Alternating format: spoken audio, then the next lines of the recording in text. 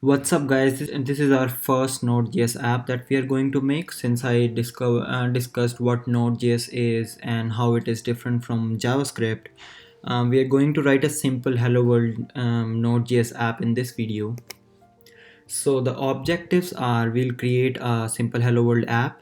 We'll try to install Node.js and NPM on Mac and Windows. And then I'll also try to differentiate more between front-end JavaScript and Node.js, since it's really a problem with beginners to find out the difference between front-end JavaScript and Node.js, that is JavaScript for the backend. So let's get started. So first thing first, installing Node.js and NPM. On Mac it's slightly easier because of many reasons, including package managers. So you can install Brew. If you don't have Brew installed or Homebrew installed, you can go to brew.sh and then copy and paste this on your terminal. So if you open your terminal here, and you just need to copy and paste that, and that will install Homebrew on your Mac. And once that's done, you can check that if it's installed by running brew help, and that shouldn't return any error messages. And then you can go ahead and install run brew install node, and this will install Node.js and npm on your Mac OS. Once that's done, you can confirm if it's installed using this command on your terminal.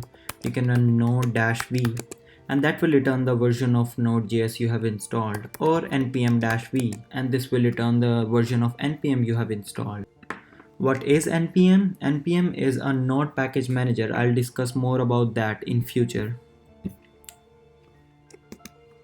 Installing Node.js and NPM on Windows.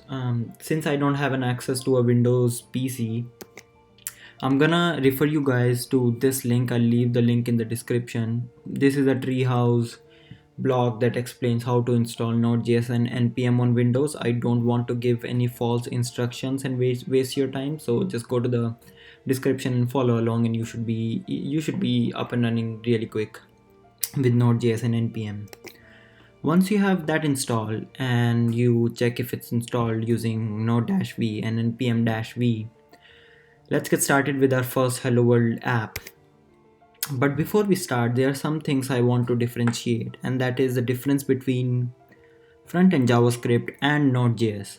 So as I said earlier, Node.js is totally different from front-end JavaScript because there is no DOM manipulation, there is no browser event listeners, there is no browser selector, so there is no document.getElement by ID, or there is no jQuery that helps you select a particular element on your DOM. It's most of the time it's just used to accept a request, run some business logic, and send the response based on that request. So again, JavaScript on client side, you can access the DOM, that is the document object model, the whole HTML of the page. You can access the browser APIs such as alert and prompt. There is no security, so anyone who can access your web page can access the JavaScript code that you have using the developer console. You cannot read and write files because of some security reasons. So if you can create a new file using JavaScript on the client side or front-end JavaScript, then it would be a security issue.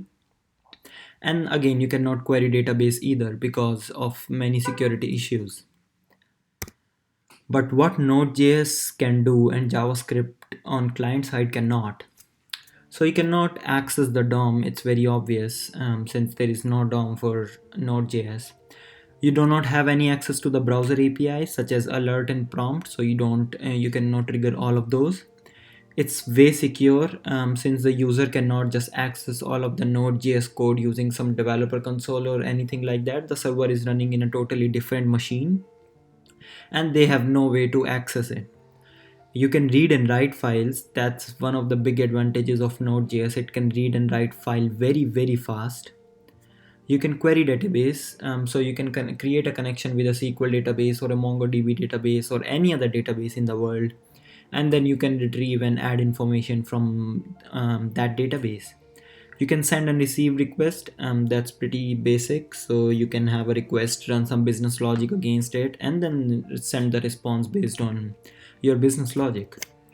So just follow along. I'll show you a quick example of a Hello World app in Node.js.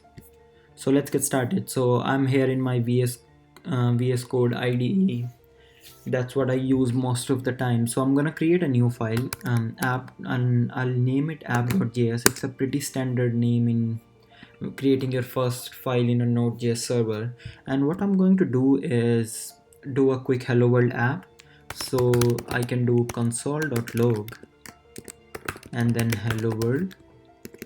And now, since you will be like, there is no browser, there is no way to for you to run it in the browser, how would you see the console logs? So now you have now what you have is the terminal. So the terminal will act as the trigger point of this Node.js server.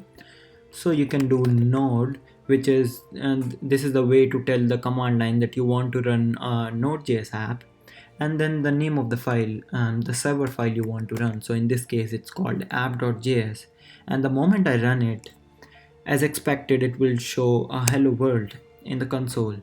And tada, that's our first Node.js app that says hello world.